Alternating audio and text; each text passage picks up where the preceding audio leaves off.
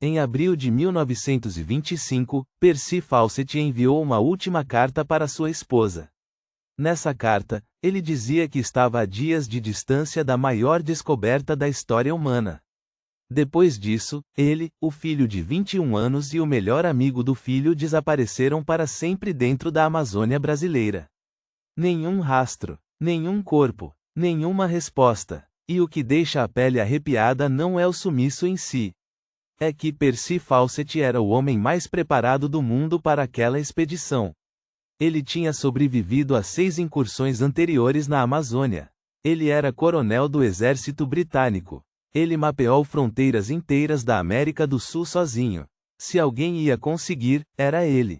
Então o que aconteceu? Isso é o que a história oficial nunca explica direito. E é exatamente o que a gente vai destrinchar agora. Percy Howard Fawcett não era um aventureiro maluco. Era um cartógrafo de elite contratado pelo governo britânico e pela Royal Geographical Society. Ele passou décadas mapeando regiões da Bolívia e do Brasil que nenhum europeu tinha pisado antes. E foi durante essas expedições que ele começou a ouvir histórias. Histórias sobre uma cidade antiga, enorme, escondida no coração do Mato Grosso. Ele chamou essa cidade de Z, mas não era só lenda de índio.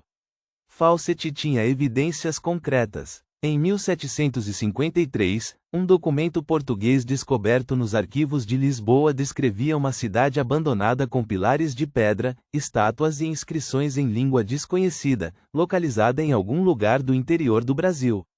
Esse documento ficou conhecido como o Manuscrito 512. Fawcett leu esse manuscrito e ficou obcecado. Mas não era loucura, era lógica. Porque nos anos seguintes, pesquisas arqueológicas encontraram evidências reais de civilizações complexas na Amazônia. Estradas, aldeias gigantescas, terra preta artificial que só existe onde houve agricultura intensiva por séculos. A Amazônia que a gente aprendeu na escola, aquela de índios isolados vivendo em tribos pequenas, era uma mentira. Ou pelo menos, uma versão muito incompleta da realidade. Fawcett sabia disso décadas antes dos arqueólogos modernos chegarem à mesma conclusão. Se isso te surpreendeu, se inscreve no canal. A gente cobre exatamente o tipo de história que a mídia mainstream ignora ou simplifica demais. Agora, sobre o desaparecimento em si. Em abril de 1925, Fawcett partiu do Brasil com seu filho Jacques e com Halley Rimmel, o melhor amigo de Jacques, ambos com 21 anos. A expedição era pequena por escolha. Fawcett acreditava que grupos grandes assustavam as tribos indígenas e atraíam problemas.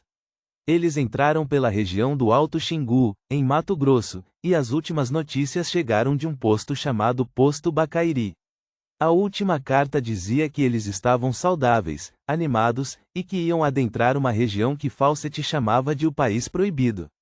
Depois disso, silêncio absoluto. E aí começa a parte que ninguém te conta direito. Porque não faltaram teorias. Mais de 13 expedições foram enviadas para encontrar Fawcett nos anos seguintes. Pelo menos 100 pessoas morreram nessas buscas. 100 pessoas. Para encontrar 3. Em 1986, um chefe indígena da tribo Kalapalo afirmou para jornalistas que sua tribo tinha matado os 3 exploradores porque eles não respeitaram os costumes da região. Os Kalapalo disseram que viram os 3 homens caminhando em direção ao leste por 5 dias depois de deixar a aldeia deles, e que os sinais de fumaça que eles faziam para confirmar que estavam vivos pararam de repente no 5º dia. Mas não tem corpo, não tem confirmação, e outras tribos contaram versões completamente diferentes. Um explorador chamado Brian Fawcett, filho caçula de Percy, passou décadas investigando o sumiço do pai. Ele acreditava que Percy tinha encontrado algo que não era para ser encontrado. E que talvez tivesse escolhido não voltar. Isso muda tudo, né? Porque existe uma teoria que persiste até hoje entre pesquisadores sérios. A teoria de que Fawcett chegou a Z de que encontrou algo tão perturbador, tão diferente de tudo que o mundo ocidental conhecia, que ele simplesmente decidiu ficar. Ou que foi impedido de voltar por forças que não eram tribos indígenas.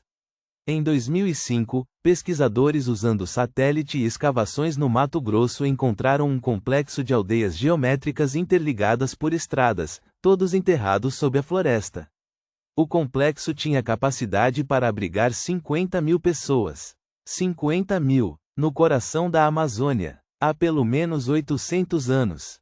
Fawcett estava certo. A cidade perdida não era lenda.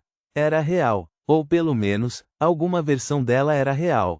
E a grande questão que fica é essa: se a ciência moderna confirmou que civilizações complexas existiram na Amazônia, o que mais está enterrado lá que ainda não encontramos?